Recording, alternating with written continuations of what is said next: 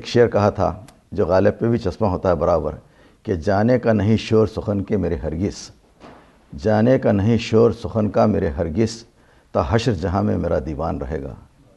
تو یہ المیہ رہے گا کہ یہ اتنے بڑے لٹریچر کو اگر عوام الناس اپنی زندگیوں میں سے نکال کے پھینک دے اور زبان اردو مر جائے خدا نخواستہ، تو ایک بہت بڑا المیہ رہے گا اپنی زندگی کا، کیونکہ اتنا اثاثہ، اتنے لٹریچر، دینیات کے، تاریخی، ادبی، ہر قسم کا لٹریچر ہمارے میں موجود ہے۔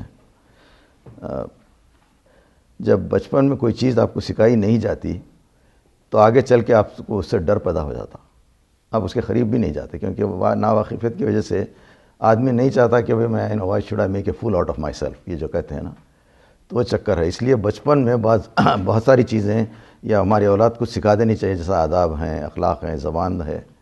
2 سال کی عمر تک اللہ تعالیٰ کی خاص نعمت ہے کہ ایک بچہ 2 سال کی عمر تک ایک زبان سیکھ لیتا۔ آپ ساری زندگی کوشش کریں کالجز میں آپ زبان نہیں سیکھ سکتے اس کے بعد، لیکن یہ اللہ کی دین ہے کہ 2 سال کی عمر تک وہ زبان سیکھ لیتا۔ تو یہ زبان، اور اللہ تعالیٰ قرآن شریف میں زبان کو اپنی نشانیوں میں سے بتایا کہ مختلف زبانوں میں جو ہم تقسیم کریں وہ ہماری نشانیاں ہیں، ہماری وحدانیت کی نشانیاں۔ تو زبان کسی انسان کا کرشمہ نہیں ہے، یہ اللہ کی طرف سے ہے، اس کا بنانے والا اور مٹانے والا اللہ سبحانہ و تعالیٰ ہے۔ اور یونائٹڈ نیشنز کی اسٹیٹسٹک کے لحاظ سے ہر سال 100 زبانیں انخواہ ہوتی جا رہی ہیں۔ بلکہ میں ایک ٹی وی شو دیکھ رہا تھا، ایک عورت کو بتایا انہوں نے، لاٹن امریکہ کی کوئی آئیلینڈ پہ تھی، وہ آخری عورت باقی رہ گئی تھی وہ جو زبان بول سکتی تھی، نہ اس کا کوئی سمجھنے والا تھا نہ کوئی، تو بس اس کے بعد تو زبان ختم۔ تو 100 زبانیں ختم ہوتی جا رہی ہیں۔ اللہ تعالیٰ جو ہے نا، اور یہ اتنی بڑی زبان کو، یعنی جو کہ ایک زمانے میں یونائٹڈ نیشنز میں چائنیز کے بعد جو سب سے زیادہ بولی والی زبان تھی اردو تھی 50s میں، ان کی اسٹیٹسٹک کے لحاظ سے۔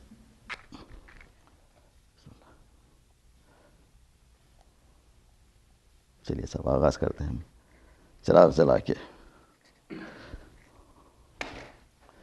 یہ ایک زمانے میں جو چراغ چلتا تھا اس کی ایک وجہ تھی۔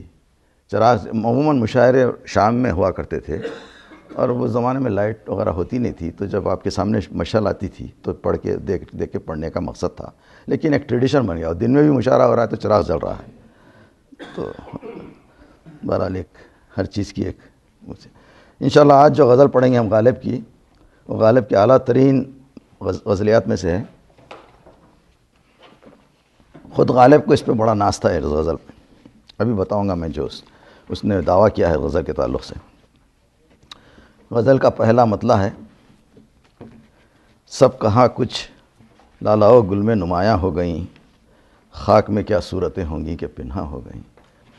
اس شعر کے لیے، یعنی اس شعر کے پیچھے جو تاریخ ہے، جو المیہ ہے، اس کا جتنا بیان کریں ہم وقت کم ہے۔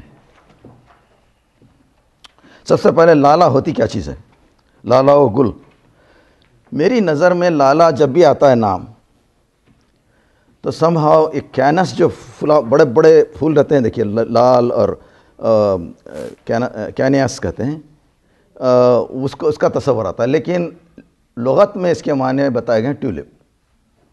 اشعار دیکھیے آپ، بہت سے گوہرے، یہ جو غالب کہہ رہا ہے سب کہاں کچھ لالا، اب دیکھیے بہت سے گوہرے شہوار باقی رہ گئے ہوں گے، موسٹ پریشس پرلس،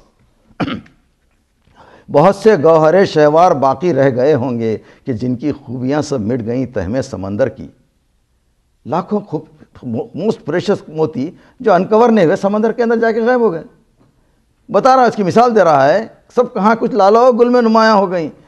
ہاں، بہت سے گوہرے شہوار باقی رہ گئے ہوں گے کہ جن کی خوبیاں سب مٹ گئیں تہ میں سمندر کی۔ ہزاروں پھول دشت و در میں ایسے بھی کھلے ہوں گے کہ جن کے مسکرانے میں تھی خوشبو مشک اصفر کی۔ ہاں، کیا دیکھیں آپ، یہ اظہار جو ہے ایک شعر میں غالب نے اتنی پوری نظم کا، سب کہاں کچھ لالا و گل میں نمایاں ہو گئیں، خاک میں کیا صورتیں ہوں گی کہ پنہاں ہو گئیں۔ اچھا صاحب آئیے، اس کے اور ایک معنی، دوسرے معنی یہ ہو سکتے ہیں: مجھے بتلاؤ وہ کہاں ظاہر ہوئے، یہ بھی ہو سکتا ہے۔ none of them، زیرو، زلچ، یہ جو پھول دیکھ رہے ہیں آپ، دے کی not compete with those Jawahar. ایک سے ایک جو چہرہ تھا، ایک سے ایک جو ٹیلنٹ تھے، خاکستر ہو گئے. اچھا، تیسرا ایک پاسبلٹی ہے کہ ایک سوالیہ انداز بھی ہو سکتا ہے غالب کا. دیکھیے کیسے کیسے معنی نکلتے ہیں کہ کیا یہ ممکن ہے کہ یہ صورتیں پھر نمودار ہوں؟ Possible? Can we see them again? لیکن جو چوتھا ہے وہ جو ہے پرابلی مور لائک اٹ. چوتھا جو انداز ہے، کیا صورتیں پہ اگر آپ غور کریں، کیا صورتوں پہ غور کریں لفظ پہ، تو اس میں مضمر ہے کہ کیسے کیسے اصحاب کمال اس خاک میں دفن ہو گئے. اس کے بارے میں اس گل و لالہ کی خوبصورتی ان جواہرات کا کیا مقابلہ کر سکتی؟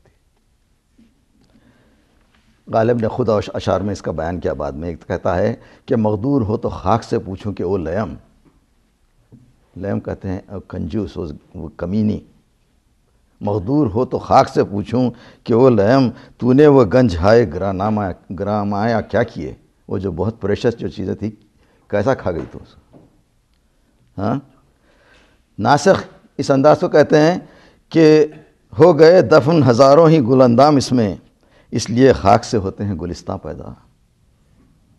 میر کہتے ہیں شکلیں کیا کیا کیاں ہیں جس نے خاک، شکلیں کیا کیا کیاں ہیں جس نے خاک، یہ وہی آسمان ہے پیارے، یہ وہی آسمان ہے پیارے. امیر کہتے ہیں ہوئے نامور بے نشاں کیسے کیسے، زمیں کھا گئی آسماں کیسے کیسے. اشعار دیکھیے، زمیں کھا گئی آسماں کیسے کیسے. آتش کہتے ہیں کہ زمین چمن گل کھلاتی ہے کیا کیا، زمین چمن گل کھلاتی ہے کیا کیا، بدلتا ہے رنگ آسماں کیسے کیسے، بدلتا ہے رنگ آسماں کیسے کیسے. اور جو فائنل ورڈ تھا وہ علامہ اقبال کا ہی تھا اس مضمون میں. کہتے ہیں کہ جو سب سے پریشس موتی جو دفن ہوا ہے زمین میں، کون تھا وہ؟ غالب. غالب کے اوپر لکھتے ہیں، اشعار سنیے. اے جہاں آباد، دلی کو کہتے ہیں، اے جہاں آباد اے گہوارِ علم و ہنر، یوں ہیں سراپاں نہ لئے خاموش تیرے بام و در، ذرے ذرے میں تیرے خوابیدہ ہیں شمس و قمر، یوں تو پوشیدہ ہیں تیری خاک میں لاکھوں گوہر، دفن تجھ میں کوئی فخر روزگار ایسا بھی ہے، تجھ میں پنہا کوئی موتی آبدار ایسا بھی ہے. غالب کے تعلق سے اقبال کہتے ہیں.